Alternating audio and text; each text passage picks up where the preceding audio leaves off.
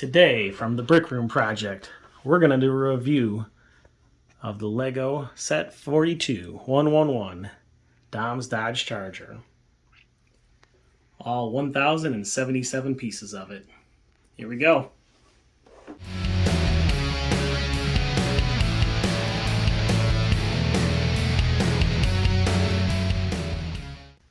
There's no way you can start anywhere but up front. I'm not sure why, but when Lego builds a motor and they want it to look realistic, they always make it unfinished. So pistons would probably shoot out of the motor that way if it was like that, but it's a pretty cool effect either way. This motor is supercharged. It's an 8-cylinder. It's even got a power brake booster back in the corner there. I love that the supercharger and the pistons move as it rolls. The hood being slightly out of whack gives it a nice slope there.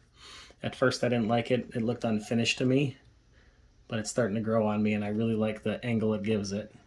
If we come around to the back of the car, it's got a trunk that opens up for no other reason than to show you the nitrous bottles. Go baby go. I particularly enjoyed putting in the brake lights, building it snot style where that little piece was wedged in there sideways.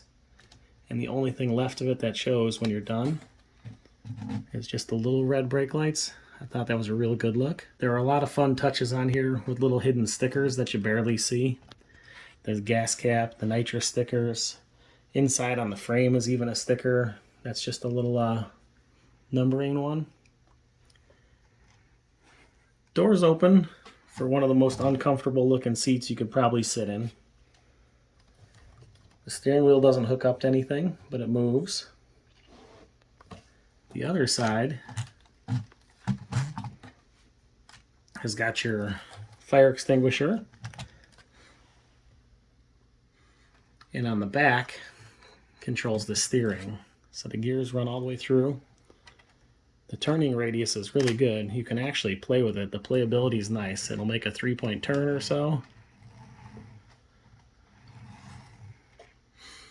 The tires scale I thought was fantastic. Big tires all around it. The wheels look really good on there.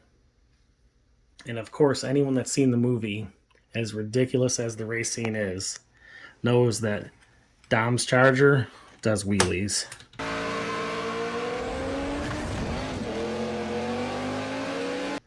Open the door, flick what looks like the shifter inside there, and you got 10 seconds of thrill. Halfway through the build, it still didn't look like a car. There were so many Technic pieces before you got any body parts on there that it was hard to tell what was even going. But it came out great. It has an actual limited slip differential, so the tires will spin in either direction.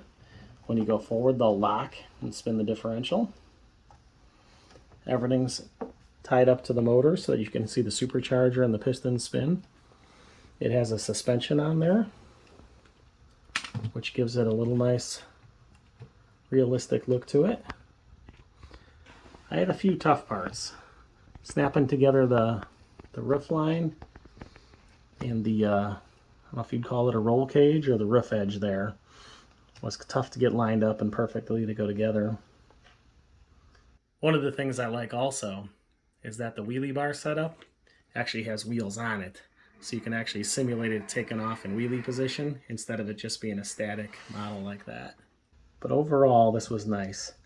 It was one I spread out. I did a bag a day. I believe there were 4 bags, so I did it in 4 chunks.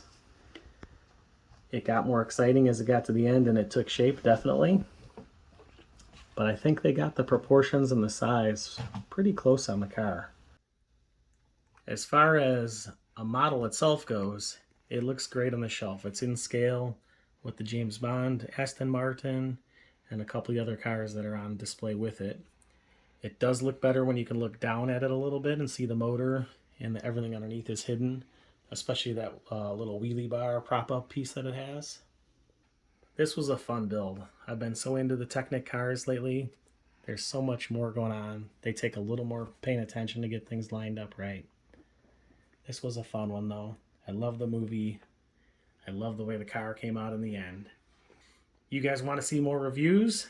subscribe, like it, share it, whatever you want to do. We got plenty more models we can put up for you. Thanks for watching.